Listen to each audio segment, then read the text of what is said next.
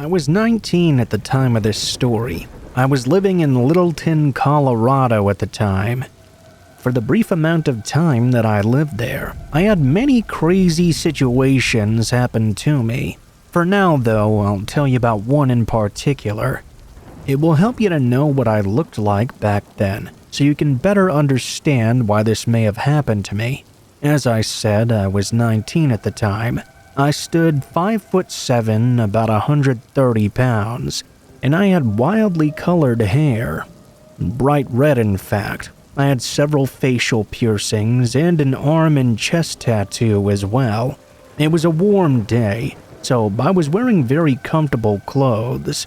Shorts and a tank top, along with a pair of flip-flops and a sun hat.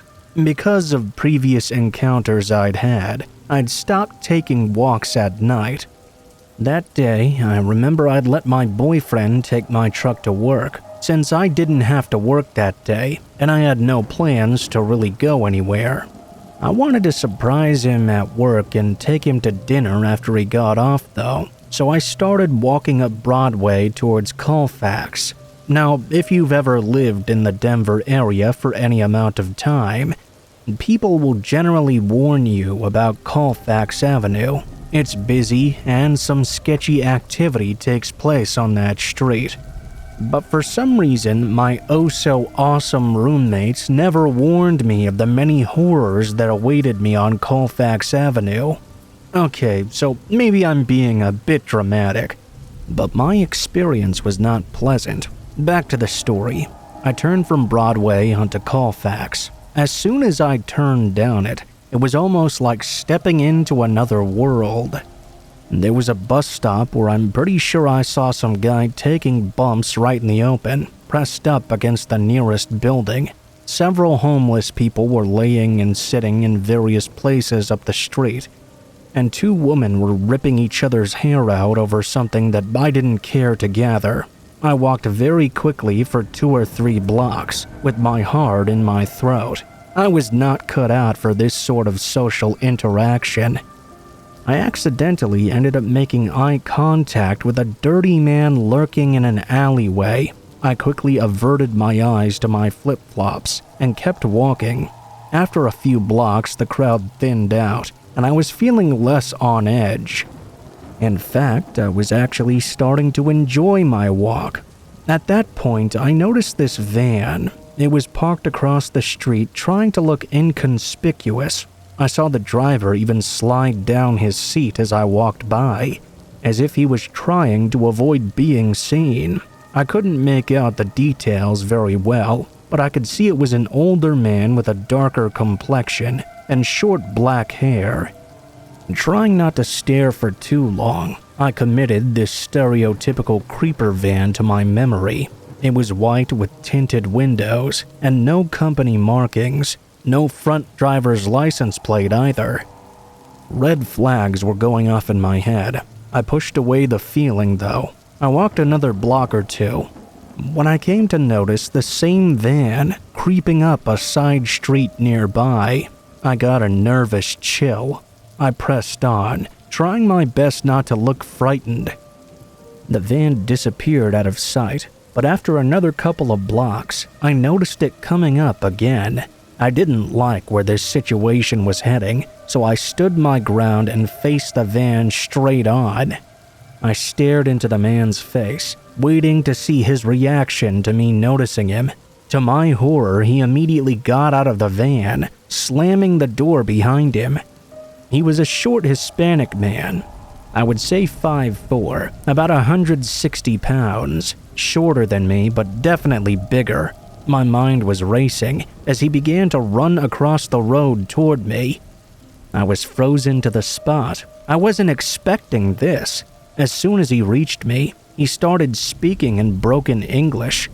I could mostly understand him. He complimented me, saying he liked my hair, piercings, freckles, and my ass was the most enjoyable.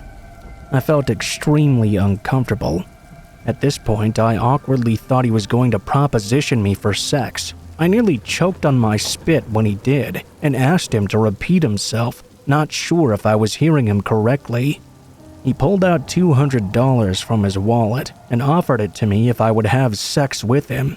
I took a step back, harshly telling him I was not that kind of girl, and he was barking up the wrong tree. I tried to turn around. As I did so, he grabbed my ass. I then sped walk away from this man, trying my best not to panic. The man followed me, waving his $200 around like it would convince me to go back with him. I ran to the first door I saw and yanked it open. As soon as I rushed in, I ran directly into a bouncer. I fell back on my ass with a yelp. The bouncer helped me up and asked me why I was in such a hurry. I was still in shock at this point, and he asked to see my ID. I looked around and realized I'd stumbled into a pub. I told him on the verge of tears that I was only 19, and I was trying to hide from a man who was following me outside. I was practically having a panic attack as the bouncer guided me into the bar and fetched me a glass of water. The bouncer wanted a description of the man. He told me to hang on tight and disappeared out the door. After a few long minutes of waiting, he returned and told me the man would not be a problem anymore. I was still reasonably frightened though. The bouncer asked me where I was heading. I checked the GPS on my phone. I was only 2 blocks away from my boyfriend's job. The bouncer kindly clocked out on his break and offered to walk me the 2 remaining blocks there. I latched onto the man's arm, thanking him profusely. He laughed and patted me on my head. He told me never to walk down Colfax Avenue alone again. I promised him I would not repeat this mistake. When we arrived at my boyfriend's job, I thanked the bouncer again and sent him on his way. I explained what happened to my boyfriend, and he laughed at me. Perhaps I deserved that, but no one had warned me of the particular dangers of that road. I ended up not taking him to dinner that night, and I never walked that street alone again.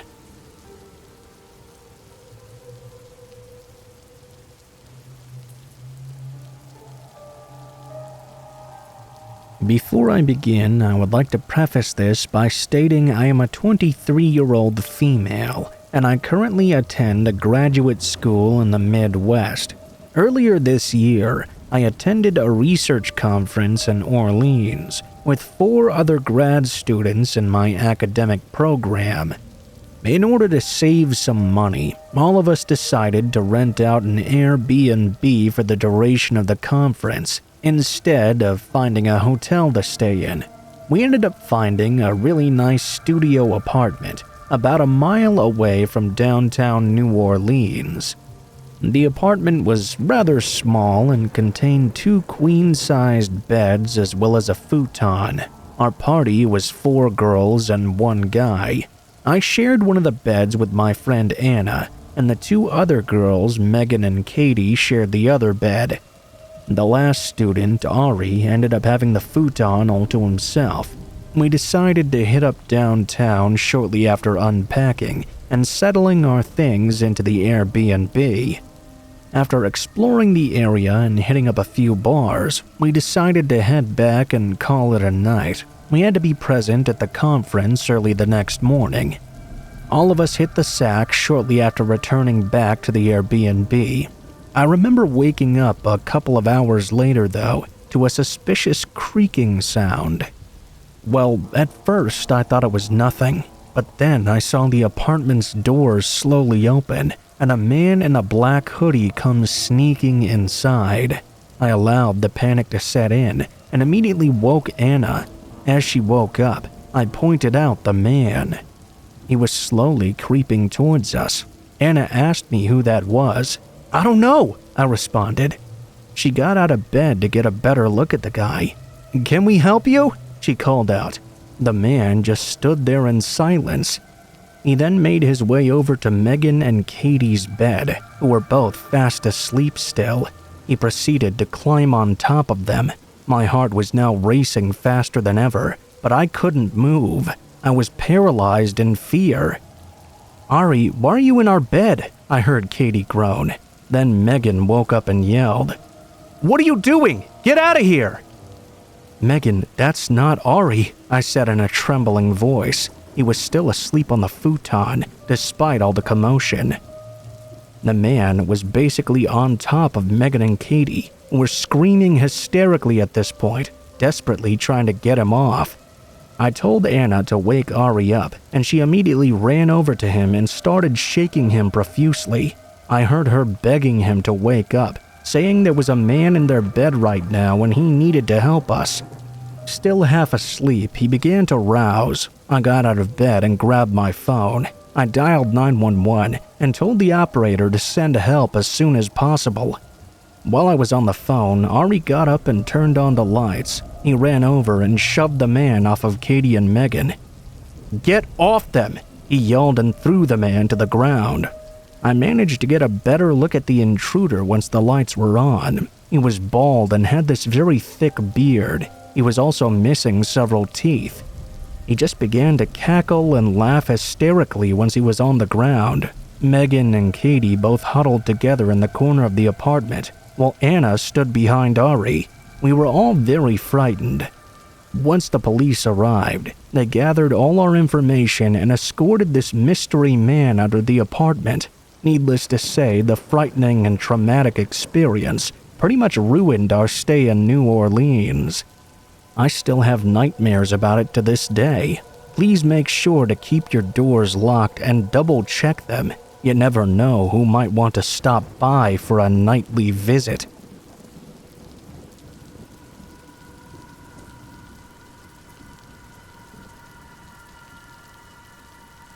A few days ago, I came home from work and spent some time playing with my kids in the front yard.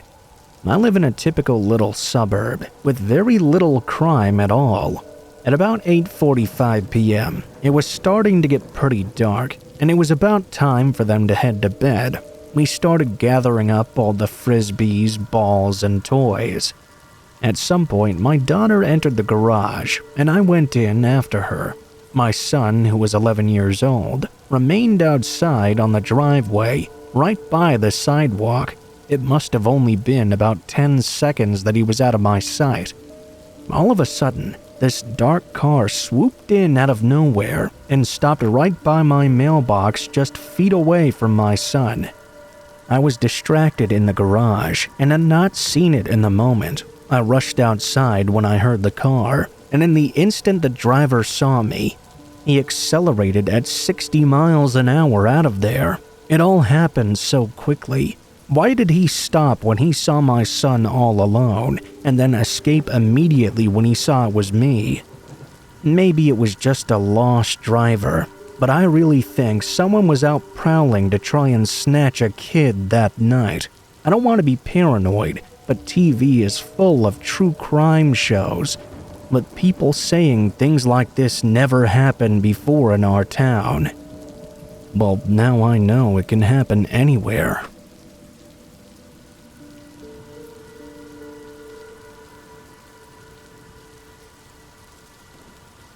"4 years ago, I remember training a new worker, who honestly seemed like a very nice guy at the time. Early 30s, seemingly very healthy, very much into yoga. He had a beautiful girlfriend, the whole works. He seemed very balanced and healthy. His name was Andrew.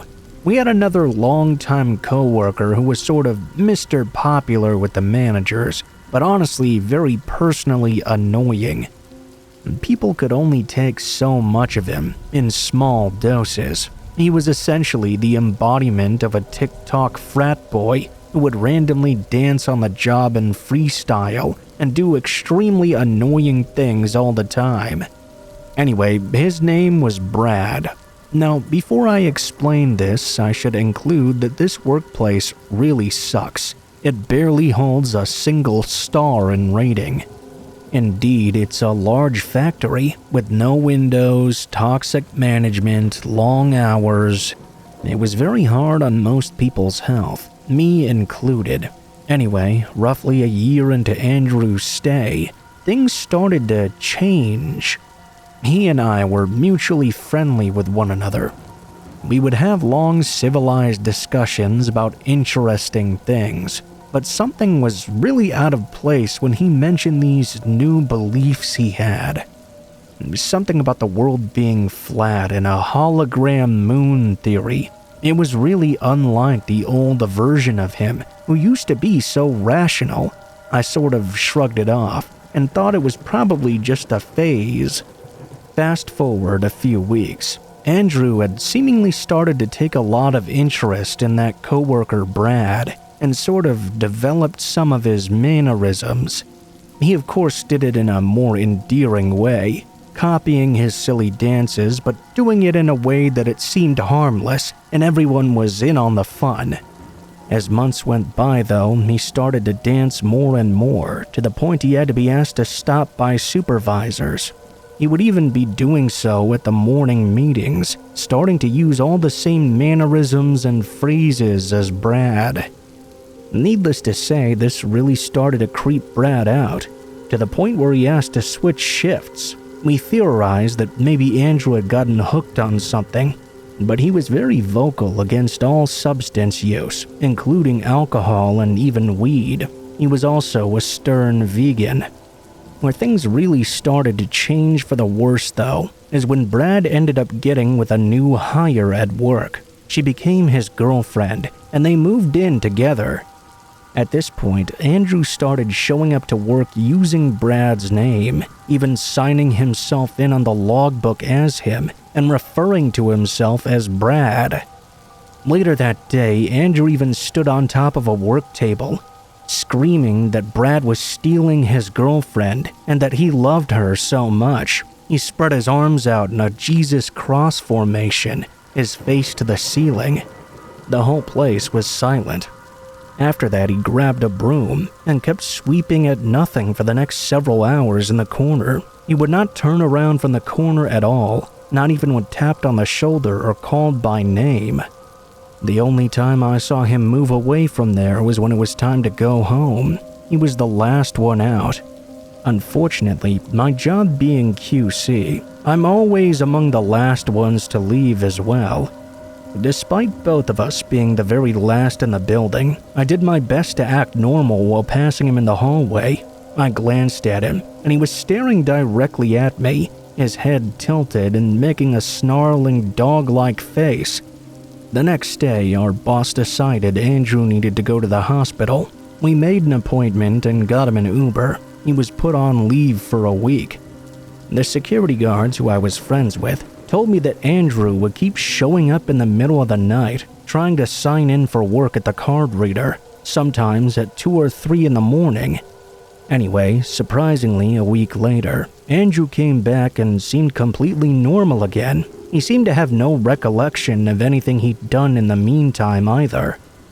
He even said he'd written an entire album on his phone in that time, which was surprisingly better than I thought it would be. I noticed it was all love lyrics and wacky country love songs. Things seemed to be returning back to normal. As time went on, he started to really want to hang out with me. Go for a hike, throw some axes at trees and stuff. I sort of didn't agree or disagree. I told him I'd get back to him on that, as I was secretly a bit on edge about his constantly changing personality. He asked me later in the day if I was still down to go, and I said unfortunately I had other obligations. "Aw man, well I guess now I can't throw the axe at your face then." I laughed, not really knowing how to react to that. I told the manager about it, and he just kind of scratched his head uncomfortably and shrugged his shoulders. What was he supposed to do? Apparently, Andrew ended up finding Brad's address due to a work get-together where everyone was invited. Someone had leaked it to Andrew. He started to find weird rocks and sticks and formations on their doorstep, all little shrines or something. We all collectively knew it was Andrew. At some point, they even found Andrew looking in through their windows at night, stalking around their home. He was scratching them with his nails, calling out Brad's name repeatedly, whispering, "Brad, I need to tell you something." This is when our manager decided to take action and fired Andrew. 4 years later now, Andrew still stalks Brad's now ex-girlfriend, who had to get a restraining order against him. He annually makes new Facebook accounts, and adds all 200 plus workers who used to work there. He uses a new name each time and a different selfie. He always messages each and every one of us as well. It's always the same. "Hey, I know it's been a while. It's Brad from work. I guess my question is, what would this behavior even be called? How did such a normal, likable, and level-headed person turn into this? Is there a term for this behavior? What would the diagnosis be?" One of my friends had the balls to ask him in a reply once if he recalled anything, which he didn't seem to remember, but he sure remembers Brad's ex-girlfriend and always says some extremely concerning things. The most concerning being how she's the only one he'll ever have. He even said he was put on this earth to save her. He seemingly has no support at all from family or anything, and is now working a new job living alone and unattended. I feel like this is a huge risk. I'm interested in knowing if there's anything I can do. Do you have any feedback on what he might be dealing with?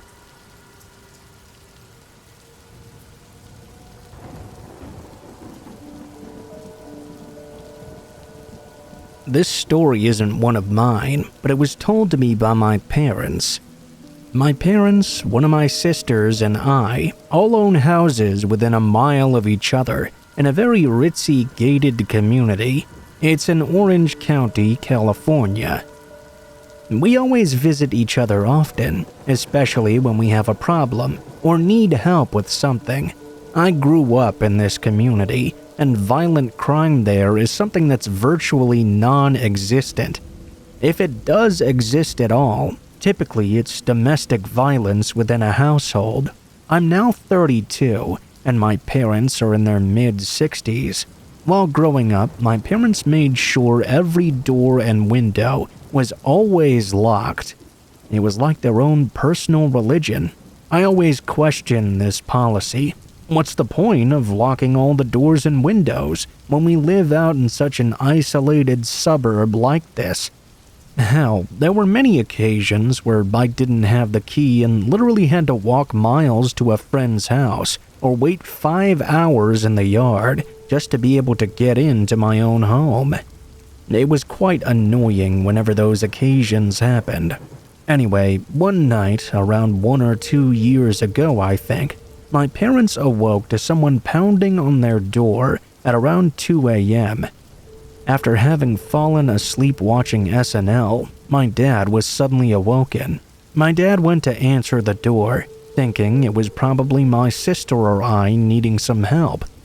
He opened the door without looking through the peephole and was shocked to see a very angry 19-year-old man outside instead. The kid started yelling at my dad that he needed to get the hell out of the house. My dad told him he must be confused because this was their house, not whoever this kid was. My mom was in the other room, hearing the back and forth between the two. My dad was arguing with a very frustrated and angry guy to no avail. It was starting to escalate fast. The kid simply could not fathom the logic that this house wasn't his, and my dad had no way to convince him otherwise.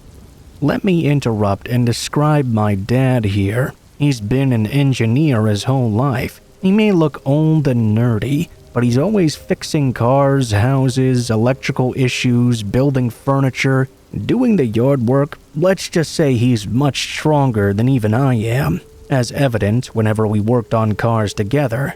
After 5 minutes of this circular logic, the kid just suddenly went into a fit of rage.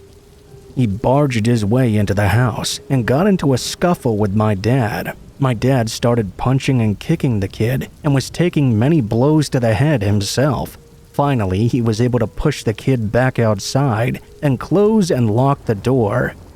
At this point, the kid went absolutely nuts. He went around the entire house, circling, pounding, and banging on every door and window. My parents were scared shitless. They were terrified he was going to break through a window or bust down a door. He was pounding so hard. At this time, my parents decided to pick up the phone and call the cops. While waiting for the cops to get there, my parents were completely defenseless, having no gun or weapon to protect themselves if this kid was able to break in. My mom was terrified because they could never tell where he was going to attempt to enter next.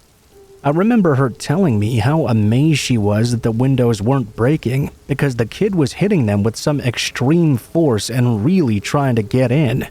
The cops finally arrived. They found the kid in the backyard trying to pick the lock on one of the back doors. They had to tase the kid to get him to stop and put him in restraints as well. After a while, they were able to figure out what exactly happened. The kid was extremely high on bath salts. The kid's older brother was supposed to be house-sitting for the neighbor next door, but the older brother had decided to pawn it off on his little brother, who proceeded to throw a party at the house that was supposed to be watched. At some point he left the home, but was so high he got confused as to what house he was supposed to be house-sitting. My dad was bleeding heavily in several places and bruised elsewhere. The cops asked if he wanted to press felony charges, but my parents were afraid to ruin the kid's life over an incident related to drugs. Personally, I thought they were being a bit too nice in the situation, but I guess it's their choice. My family doesn't talk very much about their emotions. Apparently, the realization that you cannot guarantee the safety of your home, even with religiously locked doors and windows in a gated community, was very upsetting to them psychologically. The after effects of this ordeal was pretty apparent. They came out in other ways. For example, my parents installed a very expensive high-tech security system within only a week of the event. I could tell they were really rattled for a while. They didn't want to admit the fact that the situation could have been a lot worse had my dad been traveling for work or not have been able to overtake the high kid. Oh, yeah, another interesting fact of this story is that the kid who attacked my parents and his brother lived with their parents directly behind me, about a mile away from my parents' house and the house they were supposed to be sitting.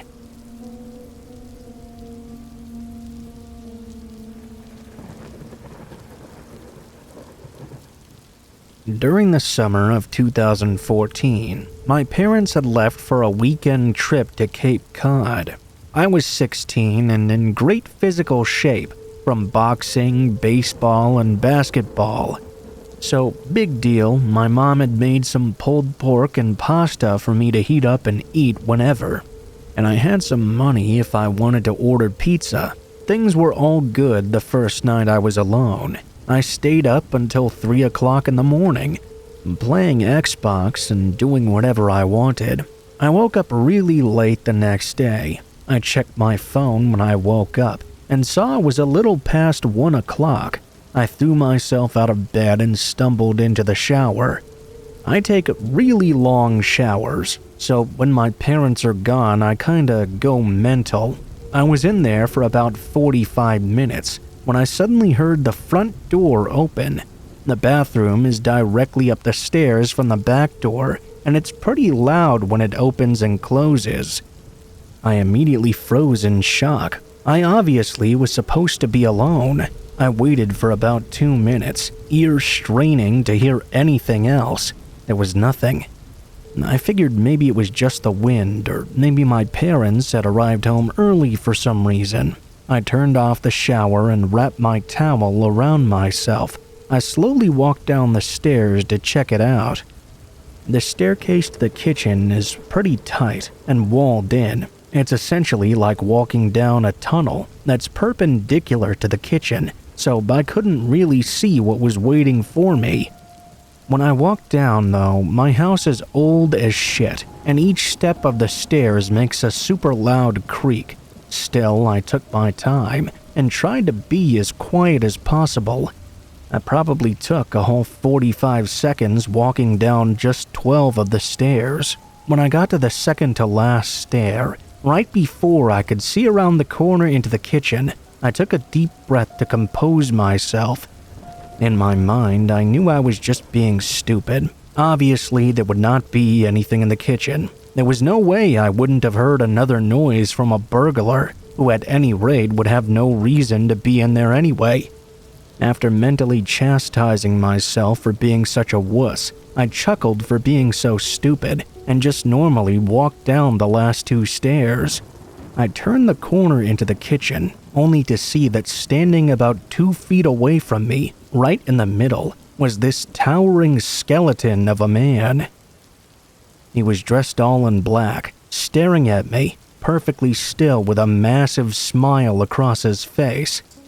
I just remember him staring at me. The thing I remember most vividly, though, wasn't his face or his smile, but his arms. They were pointed forward, but he was rotated to the point where they were almost completely reversed. I don't really know how to explain it, but I remember it so well. It was just the most demonic position I'd ever seen. He bore a striking resemblance to someone you'd see in a movie getting possessed or something. That's the only way I can really explain it. To be honest, I almost had a heart attack right there.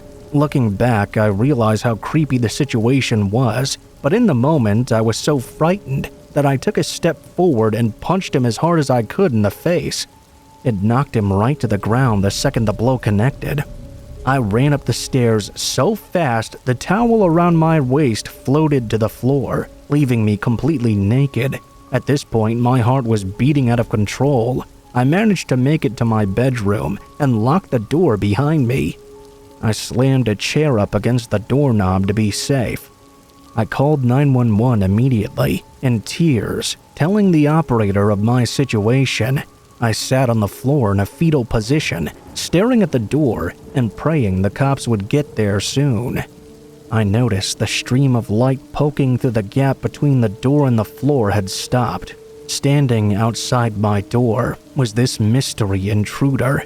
There's no words to describe the feeling I had. Simply put, I was terrified and paralyzed with fear. I watched the shadow across the bottom of the door shift back and forth.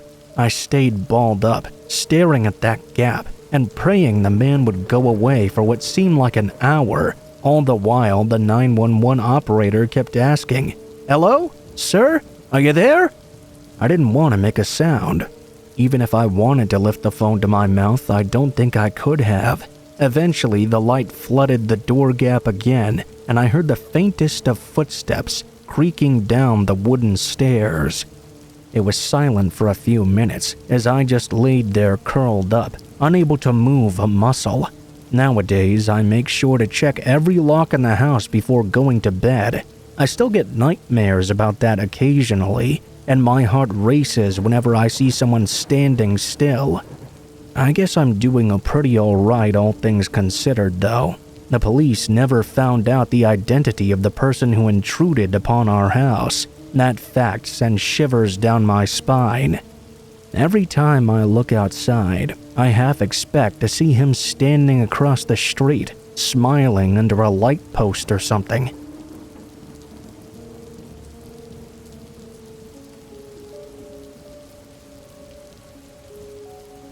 To give a little context, I used to work at an apartment complex. As a result, I've had my fair share of creepy encounters.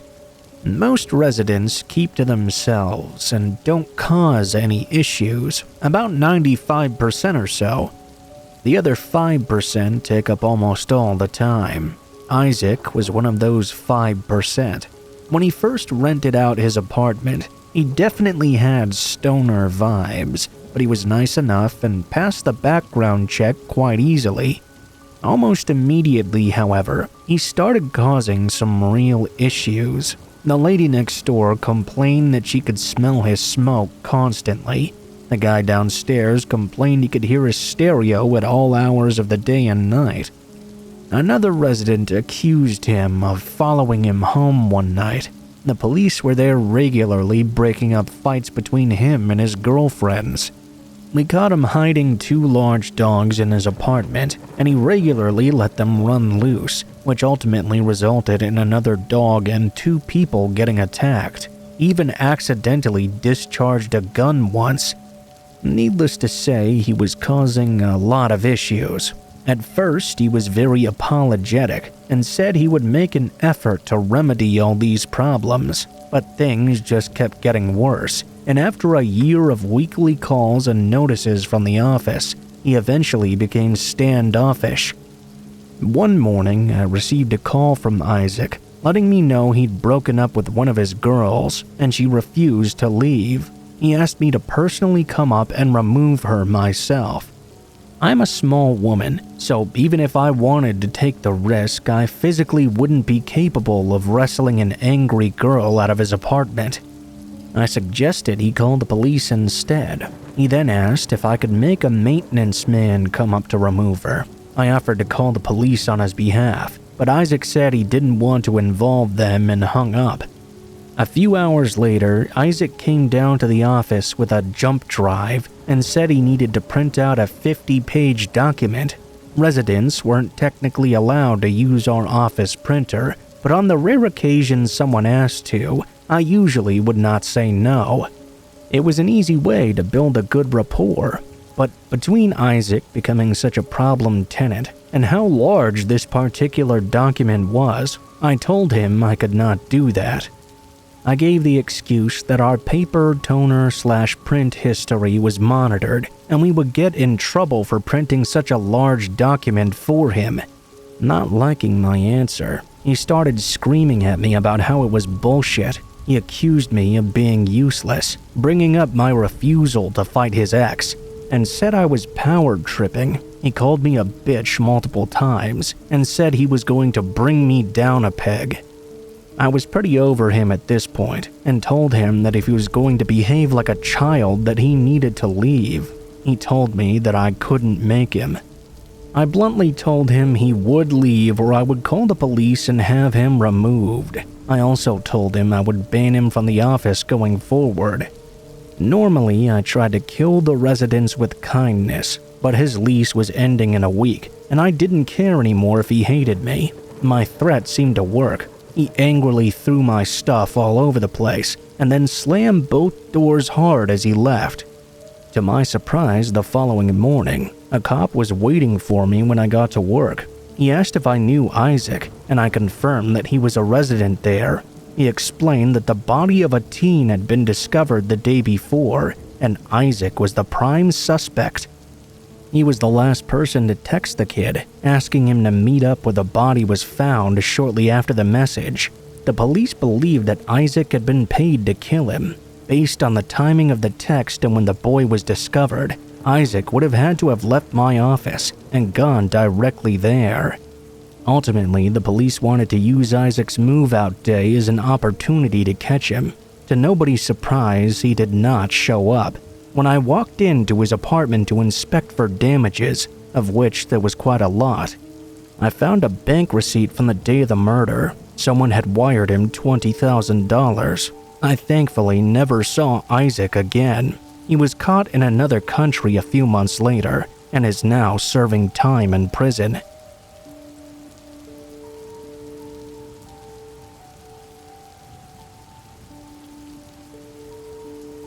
Many years ago, I remember one night I was leaving the bar around 3 a.m. or so, the regular closing time where I lived. I lived out in the country back then and would drive about an hour into the small city to go out on the weekends. As I was leaving the bar, my gas light went off. I knew it was a long drive home, so I had to stop and get some gas before I hopped on the interstate to go back. I waited until I got a bit closer to the interstate on-ramp to stop at a gas station nearby. The station I pulled into was in itself closed, but the pumps were still operating with a credit card. The lights were on, but the store was not open. I pulled up to the pump when all of a sudden, 3 men came charging out from behind the back of the building. They started running right for my car.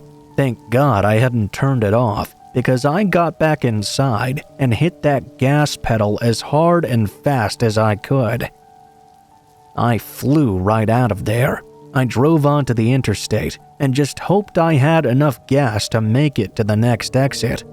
I got off at the very next one and stopped at the nearest gas station. I filled up there, but the entire time I was on high alert. I was shaking still. I have no idea what was going on or what was happening, but that was truly one of the most terrifying experiences of my entire life.